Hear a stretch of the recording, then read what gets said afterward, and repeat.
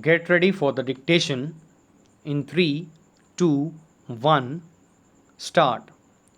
The best way to revive sport activities is to make a cautious, slow, low key start.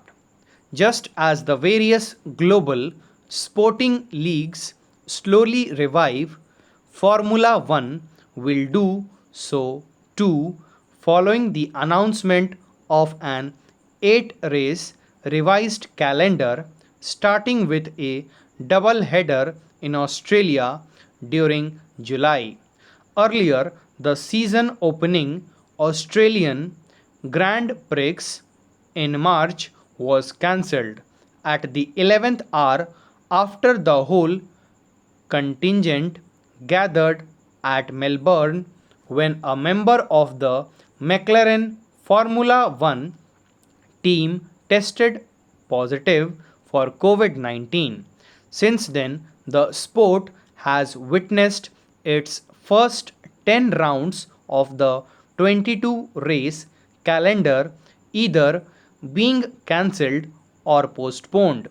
Recently, the German Football League Bundesliga restarted its session, while the Premier League is scheduled to commence later this month. However, unlike football or other domestic leagues that are localized and can be played in a controlled environment, F1 faces unique challenges due to its global footprint that hops across 5 continents through the year. It also requires a huge amount of personnel and cargo movements to run an event. With travel curbs across the world, the sport has restricted the initial 8 races to its spiritual home of Europe, with Australia and Britain hosting multiple events. F1 has now adopted a set of operating procedures to get the show back on track, with every participant to be tested before and during the race weekend. Apart from there being no spectator, only 80 members per team will be allowed at the race track, while the broadcast crew will be a mere 60. The revoked F1 will have 1200 essential staff, previously close to 5000.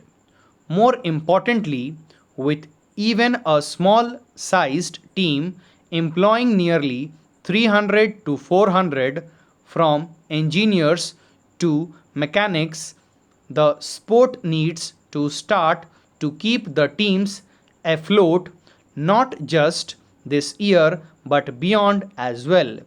The F1 group has already pleaded to pay 100% of prize money to the teams, and for that it needs the show to go on.